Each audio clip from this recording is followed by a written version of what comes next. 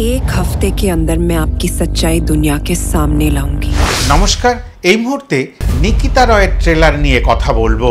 এই ট্রেলারটি এসেছে 2-4 দিন আগে। এই সিনেমাটি বলা যেতে পারে শত্রুঘ্ন সিনহার বাড়ির সিনেমা। শত্রুঘ্ন সিনহার বাড়ির ছোট ছেলে কুশ এই সিনেমার ডিরেক্টর। আর এই সিনেমার মুখ্য চরিত্রে অভিনয় করছেন ওই নিকিতা রয় চরিত্রে সোনাক্ষী সিনহা, মানে শত্রুঘ্ন সিনহার মেয়ে। আর পাশাপাশি আরেকটি দিকও রয়েছে এই সিনেমাটির সাথে। পবন কৃপালিনী এই সিনেমাটির স্ক্রিন প্লে রাইটার। এদিকে পবন কৃপালিনীর নিজস্ব ডিরেকশনে বেশ কয়েকটি সিনেমা, হরর ফিল্ম বিশেষ করে আমরা কিন্তু ইতিমধ্যে আমাদের মধ্যে পেয়েছি। এই পবনজি থাকার কারণে এই সিনেমাটার মধ্যে যে অন্যরকম একটা মাত্রা যুক্ত হবে সেটাতেও আমি আশাবাদী। কুশ এস সিনহার পরিচালনায় এটি প্রথম ছবি এবং এটি হরর থ্রিলার ধর্মী সিনেমা।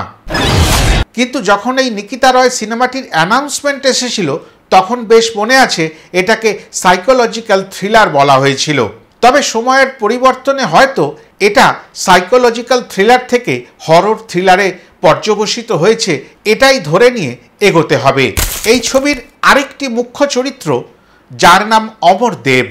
এই অমর দেব চরিত্রে অভিনয় করেছেন পরেশ রাওয়াল।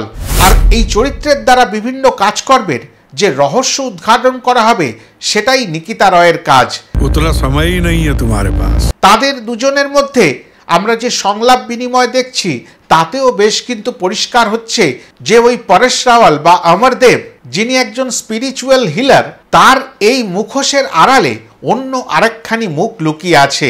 সেই আসল কালো মুখটাকেই হয়তো সোনাক্ষী সিনহা তার চরিত্রের মাধ্যমে বের করে এনে দেবেন আমাদের সামনে। অর্জুন রামপালও রয়েছেন প্যারানর্মাল রিসার্চার হিসাবে। বিভিন্ন তথ্য সংগ্রহ করে এই সোনাক্ষী সিনহাকে হেল্প করবেন বলে আমার ধারণা।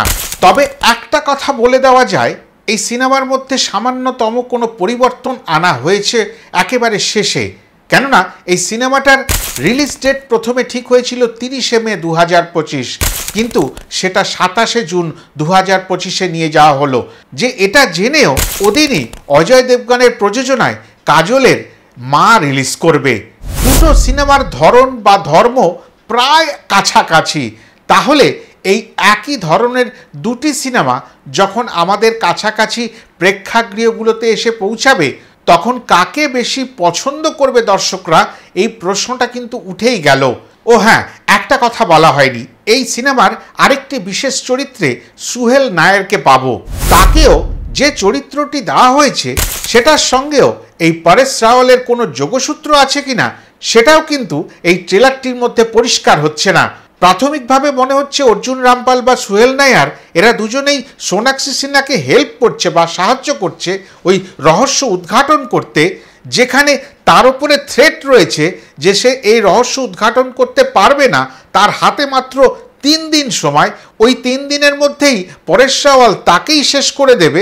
সেই থ্রেট নিয়ে কি করে এরা তিনজনে এই রহস্যর উন্মোচন করবে যে পরেশ রাওয়াল আসলে কে, যার একটা কোনো জারিজুরি সোনাক্ষী সিনহা অলরেডি ধরে ফেলেছেন, এবং সেটাকে যাতে প্রকাশ না করে দেওয়া হয় সেটার জন্যই সব প্রচেষ্টা হচ্ছেন ওই অমর দেব বা পরেশ রাওয়ালজি।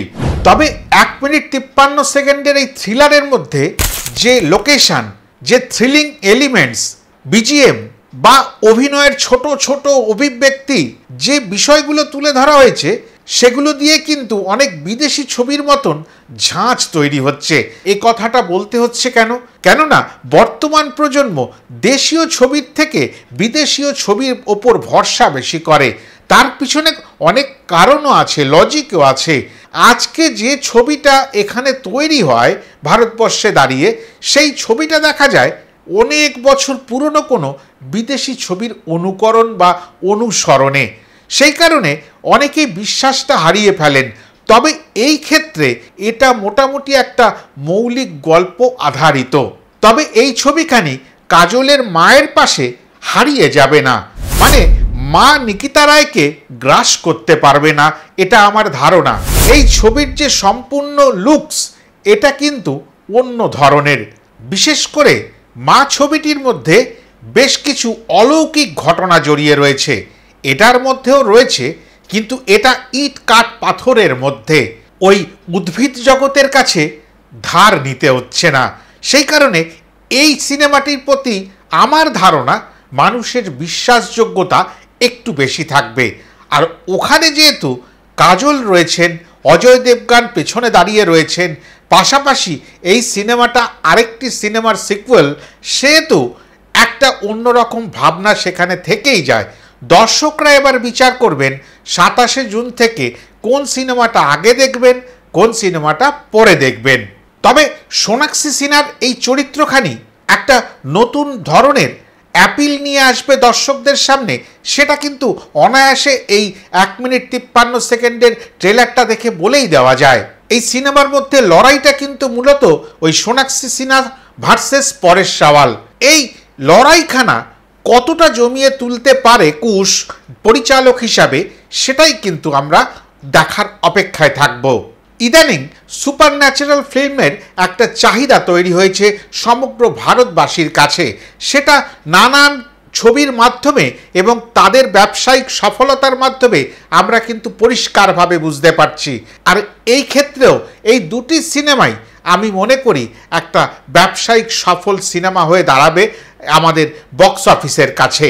আর এই কাজল আর সোনাক্ষী সিনহার ওপরে ভর করে আর একবার নারীদের ওপর ভর করে হয়তো মুম্বাইয়া ফিল্ম ইন্ডাস্ট্রি ঘুরে দাঁড়াতে পারে, এতটাও আশা রাখবো। অন্ধকার আর আলো নিয়ে এই ট্রেলারটি কেমন লাগলো কমেন্ট সেকশনে জানাবেন। আর পাশাপাশি আমার এই ভিডিওখানি আপনাদের কতটা মন ছুঁয়ে গেল নিশ্চয়ই করে জানাতে ভুলবেন না। যারা ইউটিউবে দেখছেন তারা তো চ্যানেলটিকে সাবস্ক্রাইব করবেন, যারা ফেসবুক পেজে দেখবেন তারা পেজটি ফলো করে আমার পাশে দাঁড়াবার চেষ্টা করবেন। এতটাই বলার ছিল।